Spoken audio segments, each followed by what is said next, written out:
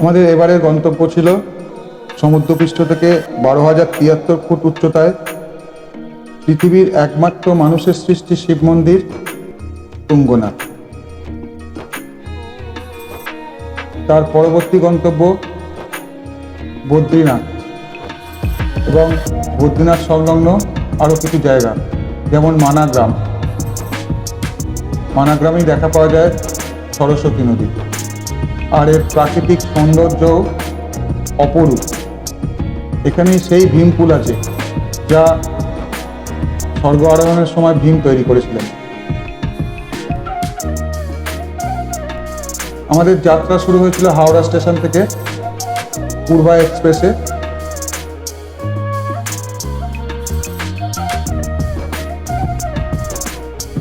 আমাদের journey start হলো। এবার আমাদের সাথে 3 জন মেম্বার অ্যাড হয়েছেন। আমার ভাই দিব্যেন্দু চক্রবর্তী, ছেলে দীপ্ত, ভাতৃবধূ স্বাগতা। আর এদের তো চেনেন।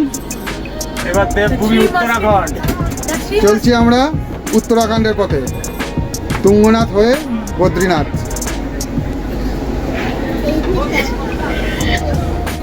বর্ধমানে আমরা পুরি তরকারি নিলাম, আগে থেকে অর্ডার দেওয়া ছিল। আচার, আলুর তরকারি, লুচি 5টা থাকে। এই আমাদের ট্রেন বর্ধমান ছাড়লো। বর্ধমান ছেড়ে এবার আমরা এগিয়ে চলছি। পরদিন সকাল 6টার জায়গায় প্রায় 8:30 নাগাদ নিউ দিল্লি স্টেশনে নামলাম আমরা। এখানে ঘণ্টা দুয়েকের বিরতি, তারপর আবার ওখা দেরাদুন এক্সপ্রেসে করে হরিদ্বারের অভিমুখে রওনা দেব। সকাল 6টার জায়গায় প্রায় 8:30টায় দিল্লি নামলাম। দিল্লি থেকে ওখা দেরাদুন এক্সপ্রেস 10:40-এ হরিদ্বার, যেটা আমাদের আসল গন্তব্য। এখানে একটু সামান্য বিরতি, একটু জলপান, আবার এখান থেকেই ধরুন আর 8 ঘন্টা পর ট্রেন, আবার দেখা হবে হরিদ্বারে।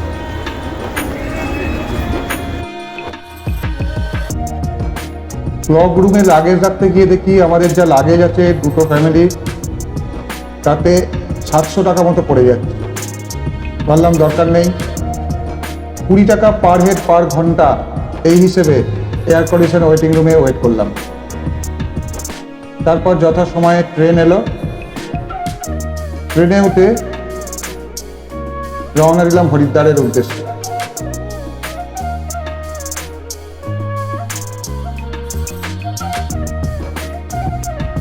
আমরা হরিদ্বার এসে পৌঁছালাম 4:30 বাজে। কালকে থেকে আমাদের ট্যুর শুরু। কালকে আমাদের গন্তব্য সারি ভিলেজ, পরশুদিন সেখান থেকে তুঙ্গনাথের উদ্দেশ্যে যাত্রা শুরু।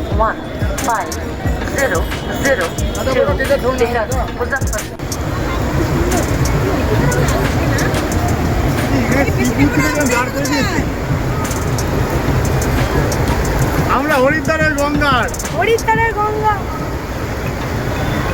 সমভূমিতে মিশেছে। সন্ধ্যেবেলা গঙ্গার ধারে ঘোরাঘুরি, ফটো তোলা।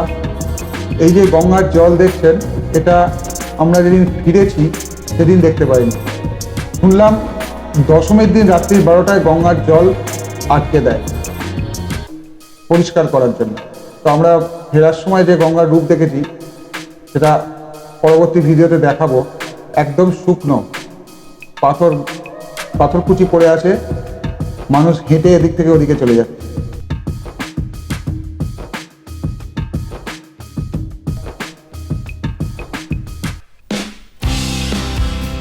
যথারীতি এখানে যেটা হয় আর কি, প্রদীপ ভাসানো ইত্যাদি এসব কাজ মেয়েরা করলো।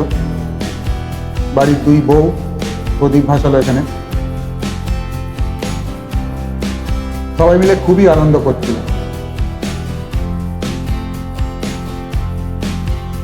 হরিদ্বার, দ্য গেটওয়ে অফ দেবভূমি উত্তরাখণ্ড। কালকে আমাদের যাত্রা 14 সারি, পরের দিন তুঙ্গনাথ।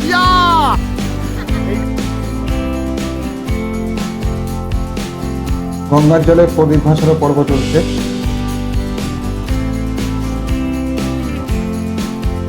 তারপর দাদাবৌদি হোটেলে রাত্রের আহার সেরে হোটেলে ফিরে তাড়াতাড়ি ঘুমিয়ে পড়া, কারণ পরের দিন ভোরবেলা উঠতে হবে। যত তাড়াতাড়ি রওনা দিতে পারবো তত ভালো।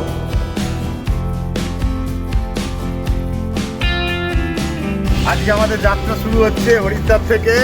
এখন আমরা যাব চোপতা, তবে চোপতা স্টে নেবো না, খুব সম্ভবত সারিগ্রাম বা বানিয়াকুণ্ডে স্টে নেবো। কালকে আমাদের যেটা অভিষ্ট লক্ষ্য তুঙ্গনাথ পৌঁছানো, সেটা শুরু হবে। 12,000 ফিট উঠবো 8,800 থেকে। সবাই খুব এক্সাইটেড, সবাই আমরা খুব উত্তেজনায় রয়েছি। যাই হোক, ড্রাইভার দাদা খুব ভালো আমাদের জার্নি হবে, এটাই চাই। যথারীতি পথের ধারে শোভা দেখতে দেখতে এগিয়ে চলা। এবার যেহেতু আমার ভাইয়ের ফ্যামিলি ছিল, আনন্দের একটু বেশি হচ্ছিল। সবাই মিলে একসঙ্গে গাড়িতে বসে গল্প করতে করতে এগিয়ে চললাম। একটু বলে রাখি, আমরা গাড়ি নিয়েছিলাম, আমরা যাব চোপতা। তা চোপতা যদি আপনি বাসে যেতে চান তাহলে কিন্তু ডাইরেক্ট চোপতার বাস পাবেন না, আপনাকে উখিমঠ পর্যন্ত বাসে যেতে হবে। আর চেষ্টা করবেন হরিদ্বার থেকে ঋষিকেশে চলে আসতে। ঋষিকেশে বাসের সংখ্যা বেশি, হরিদ্বারে 1-2 বাস পাবেন। ঋষিকেশ থেকে কিন্তু উখিমঠের বাস আছে, আর উখিমঠ থেকে শেয়ার জিপ পেয়ে যাবেন চোপতায় যাওয়ার জন্য।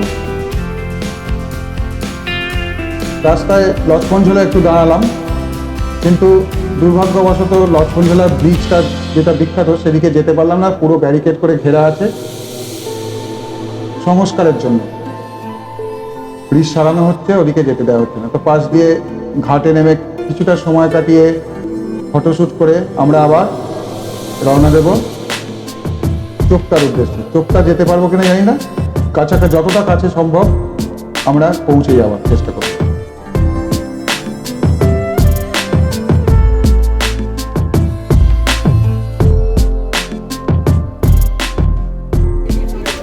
আমরা চোপতা তুঙ্গনাথ যাওয়ার পথে আজকে হয়তো সারিগ্রামে থাকবো, একটু লক্ষ্মণঝুলা দেখে নিয়ে যাওয়ার জন্য এসেছি। কিন্তু দুর্ভাগ্যবশত দেখতে পাচ্ছেন ওইখানে ব্রিজে কনস্ট্রাকশনের কাজ হচ্ছে, ব্রিজ পুরো বন্ধ।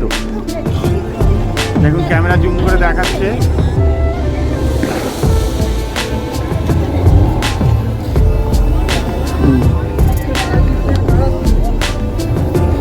এখানে র্যাফটিং চলছে।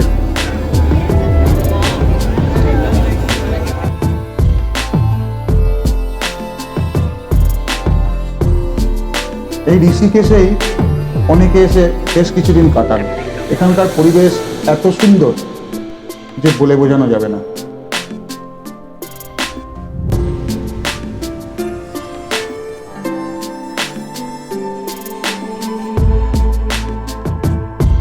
যাদের বোটিং করার ইচ্ছা তারা এখানে বোটিংও করতে পারে। অনেকেই বোটিং করতে দেখলাম।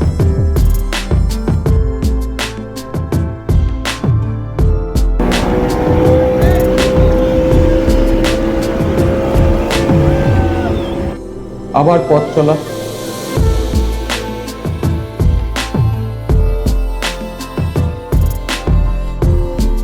আমরা একটা 7 সিটার ইনোভা নিয়েছিলাম, আমরা 6 জন ছিলাম। তো আমাদের পড়েছিল পার ডে 4,500 টাকা।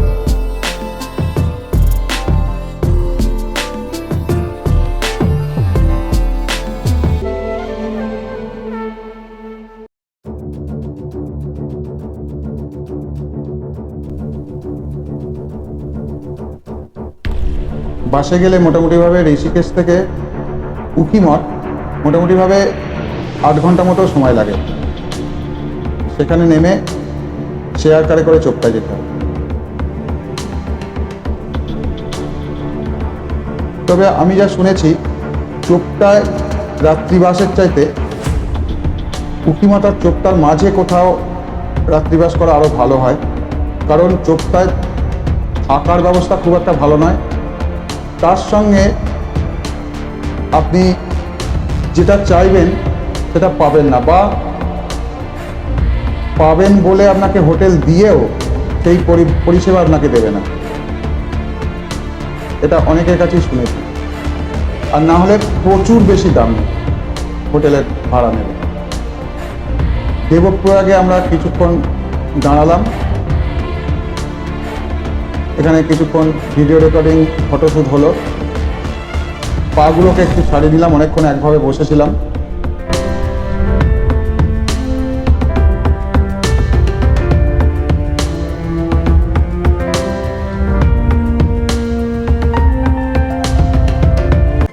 পাহাড়ের প্রত্যেক জায়গায় প্রাকৃতিক শোভা অপরূপ।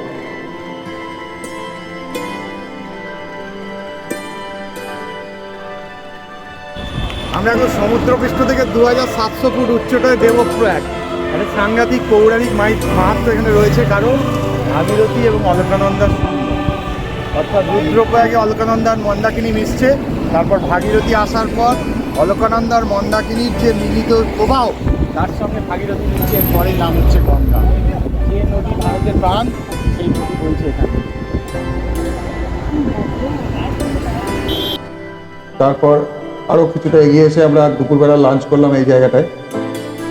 সাধারণত আমরা দুপুরে গাড়িতে করে যখন ট্রাভেল করি ভাত খাই না, অন্য কিছু খাই, রুটি সবজি এসব খেয়ে নিই। তো সেদিনকে আমরা ভিরি নামে একটা গ্রামে এসে রাত্রিবাস করেছিলাম। তারপর সেখানে রাতটা কাটিয়ে 14ই অক্টোবর আমরা এখান থেকে ডাইরেক্ট চোপতা এবং সেখানে গাড়ি রেখে তারপর আমরা আমাদের তুঙ্গনাথ ট্রেক শুরু করেছিলাম।